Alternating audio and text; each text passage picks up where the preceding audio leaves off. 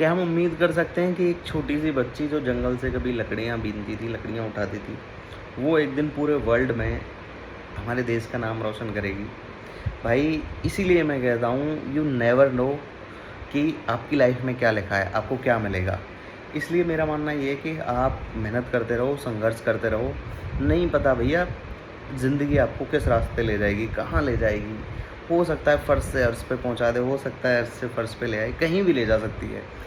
Provided कि आप जहाँ भी हो, जिस भी फ़ील्ड में हो, वहाँ मेहनत कर रहे हो, कुछ ना कुछ कर रहे हो, तो कोई भरोसा नहीं है कि भाई आपको लाइफ़ कहाँ ले जाएगी। मैं बात कर रहा हूँ मीराबाई चानू की, जो कि मणिपुर से आती हैं और ऐसा बताते हैं कि जब वो बहुत छोटी थीं, बहुत छोटी क्या, जब छोटी ही थीं, तब अपनी मम्मी के साथ जंगल से लकड़ियाँ बीनने जाया करती थीं। उनके भाई लोग भी जाया करते थे। तो जब लगभग 12 साल की थीं, तो एक बार ऐसा ऑब्ज़र्व किया गया कि उनका जो बड़ा वाला भाई है, वो उससे भी ज़्यादा वेट की लकड़ियाँ उठा रही थी। तो ये चीज़ उनके घरवालों ने नोटिस की और उन्हें स्पोर्ट्स में भेज दिया। हालाँकि बहुत साधारण सा परिवार था, बट वो बैकग्राउंड हिस्ट्री नहीं पता उन्होंने कैसे-कैसे स्ट्रगल किए, कैसे भेजा। बट इतना मतलब स्टोरी को देख के समझ आता है कि बहुत ही साधारण परिवार से थी, तो बहुत स्ट्रगल किया होगा, तब जाके वो आज यहाँ तक पहुँची हैं। हम लोगों के पास बहुत सारे रिसोर्सेज़ हैं, इतने सारे संसाधन हैं कि भाई हम पढ़ भी लेते हैं, हमारे पास लाइट्स भी है, हमारे पास फ़ैन भी है, हमारे पास एसी भी है, हर चीज़ है हमारे पास। फिर भी हमारे पास कुछ ना कुछ बहाने हैं कि मैं इस वजह से नहीं कर पा रहा, मैं उस वजह से नहीं कर पा रहा। और देखिए मीराबाई चानू ने कमाल करके दिखा दिया है। हम सबको ये एक प्राउड मोमेंट है पूरे हिंदुस्तान के लिए, और देश की और जो बेटियां हैं उनको भी इनसे सीख लेनी चाहिए कि देखिए किस तरीके से देश में नाम रोशन किया जाता है, संसार में कैसे हिंदुस्तान का परचम लहराया जाता है। और ये एक बैरियर जो मतलब लड़कियों को लेके रहता है कि लड़कियां ये नहीं कर सकती, कमज़ोर होती हैं और भी बहुत सारी चीज़ें नहीं कर सकती, तो वो जो बैरियर है वो इन्होंने तोड़ा है मीराबाई चानू ने। और बहुत ही कमाल की ये उनकी जीत रही है, जिससे पूरे देश का नाम रोशन हुआ है। अच्छा, ये ना इनकी जीत की हैट्रिक है, पहली जीत नहीं है ये, 18 में भी जीत चुकी हैं, 22 में भी जीती हैं, कॉमनवेल्थ गेम्स में ही बता रहा हूँ मैं, और 2026 में भी जीती हैं। आपके लिए क्वेश्चन ये है कि आप हमें ये बताइए कि फ़िलहाल जो कॉमनवेल्थ गेम्स हो रहे हैं, वो किस कंट्री में हो रहे हैं, किस कैपिटल में हो रहे हैं, और कॉमनवेल्थ गेम्स के अंडर कौन-सी कंट्रीज़ आती हैं, किन कंट्रीज़ को कॉमनवेल्थ कहा जाता है, ठीक है? ये भी शायद हर 4 साल पे होता है गेम्स, जैसे ओलंपिक होते हैं उसी तरीके से होता है, काफ़ी बड़े लेवल का गेम है।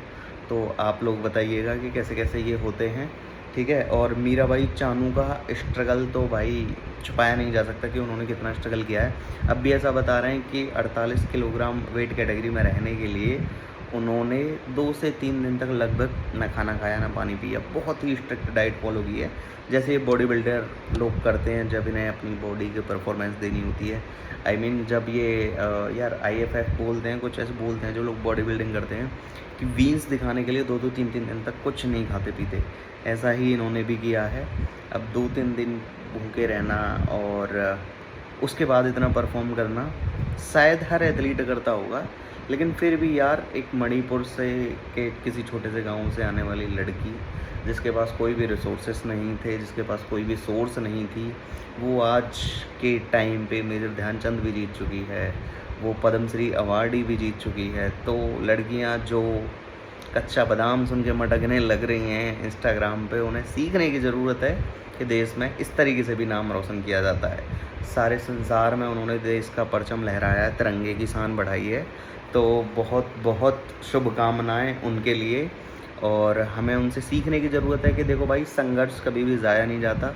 उन्होंने इतनी मेहनत की और आज गोल्ड की हैट्रिक मार दी है।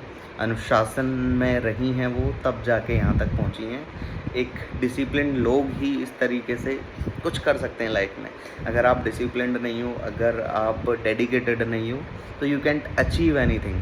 तो जीतने के लिए संघर्ष करना ज़रूरी है भाई। और ऊपर वाला है, मेहनत देखता है, आपको हो सकता है फ़र्श से अर्श पे पहुंचा दे, ठीक है? तो मेहनत करते रहो, कुछ ना कुछ अच्छा हो ही जाता है। ऐसे मेहनत करोगे तो बहुत अच्छा होगा, ठीक है? आपको वीडियो पसंद आई हो तो लाइक कर लेना। बाकी मैं कुछ और भी बोलना चाह रहा था, अभी दिमाग में आ नहीं रही हैं चीज़ें, क्योंकि कुछ दिन से ऐसे ही चल रही हैं चीज़ें, तो बहुत सारी चीज़ें दिमाग में आ नहीं रही हैं। मैं फिर से रिदम में आने की कोशिश करूँगा और वीडियो बनाएंगे। ये हमारी बेटी जग गई है और मेरी तरफ देख के मुस्कुरा रही है, ठीक है, तो मैं अब बाद में बताता हूँ बाकी चीज़ें, कुछ और वीडियो होगी तो वो भी लाऊँगा। तब तक के लिए tata bye bye, take care और पढ़ते रहो।